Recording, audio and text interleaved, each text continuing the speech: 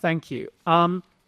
So the kind of main point I want to make in my remarks is to put forward the argument that the idea of global Britain, which we heard a lot about following the referendum and which was kind of the intellectual guiding star for UK trade policy over the last 8 years or so, that this idea has failed, and that we're now at a point where we can conclude that kind of global Britain has failed as a trade strategy, and that therefore it is time to rethink what the UK's trade strategy should look like going forward, and that some form of reset of relations with the EU should be part of that discussion. And then we can get into a lot more detail about exactly what an EU reset, where it could potentially be beneficial.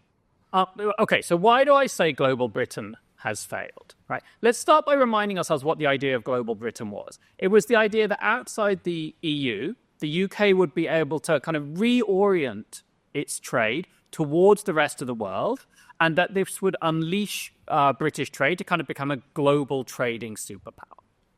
We've now got kind of 8 years, 4 years since Brexit, 8 years since the referendum, to see kind of how that's worked. And it just hasn't worked, okay? And it hasn't worked along a number of different dimensions. Firstly, we haven't succeeded in getting new trade agreements with any of the big players in the global economy. We haven't got a deal with the US. We haven't got a deal with China. Talks are ongoing with India, but they haven't concluded a deal there so far, okay? So we haven't kind of succeeded in kind of luring one of the big fish in that sense. We have negotiated, as Catherine kind of rightly just mentioned, there have been new deals with Australia and New Zealand, and we've joined the Pacific Trade Agreement. And these are all welcome in their own right, but they're also teeny. The government's own analysis produced under the last government suggests each of those deals is worth less than 0.1% of GDP in terms of economic benefit. So, great, but frankly, kind of trivial in the big scheme of things. And then the third thing is, if you look at the performance of UK trade since the referendum and since Brexit, it hasn't been great. There hasn't been this surge in trade. When you adjust goods trade for inflation, our goods trade adjusted for inflation is lower last year than it was in 2016. We just haven't seen that big growth. And now, I think there are a lot of factors behind that, and Brexit probably isn't the main one. But if we thought that there was going to be this kind of rapid growth in trade with the rest of the world, it simply hasn't happened. Okay? So why has global Britain failed as an idea? Kind of why didn't it work out? I think there are two reasons, which I'd summarize as 1, geography, and 2, timing. Okay? So geography.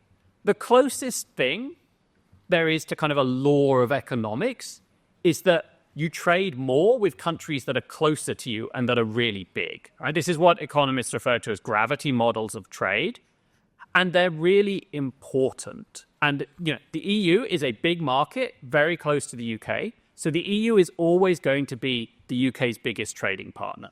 That doesn't necessarily mean we should only prioritize trade relations with the EU, but any trade strategy that tries to kind of simply ignore our trade relations with the EU is, I think, kind of doomed to failure. So that's the geography part. But then there's also the timing part, right? And this was more just bad luck, right? The last decade has really been the first decade since the Second World War where the global trading system has kind of shut down rather than opened up. If Brexit had happened in the 1990s and we'd gone to the US and asked for a trade deal, I think we'd have got one, and it could have been quite ambitious. But the US isn't in a mood to do trade deals now, right? And that's reflected in a kind of turn away from free trade in many other countries. So we've been unlucky with the timing and haven't been able to, sort of move forward and get those new trade deals that we may have hoped to. So, if we accept the premise that, global Britain has failed and is not the future of the UK's trade strategy, what can we do? Right? And there's where I think, Starmer, however frustratingly vague he often is, has a point that it is time to kind of re-examine whether there are ways to kind of improve our relations with the EU. But in doing that, we need to be very, honest about what is possible. if we don't want to go back into the single market and the customs union, or even to rejoin the EU, right? And I think there's clearly not a majority in the country to do any of those things at this time. There aren't going to be major changes to our trade relationship with the EU. If we want to find major economic benefits, you have to make those kind of major steps towards integrating with the EU. Right? Clearly, we're not going to do that in the near future. So what scope is there for a kind of more minor rearrangement of the relationship, for a more minor EU reset? It's limited, right? There are areas where you could potentially reduce some of the frictions with the EU while remaining outside the customs union and single market. I think there's scope to do better in terms of a veterinary agreement, which would benefit agricultural trade. You can also look at opportunities for, like, the EU would like a youth mobility scheme. Labour has kind of said it at this time isn't interested in that because it thinks it's too close to freedom of movement. Frankly, I think that's kind of nonsense. There's a clear conceptual difference between freedom of movement, which is anyone can come here and work if they want to, and young people can come here to work or live for a few years and then they have to go back. So there is scope for some steps to improve the relationship.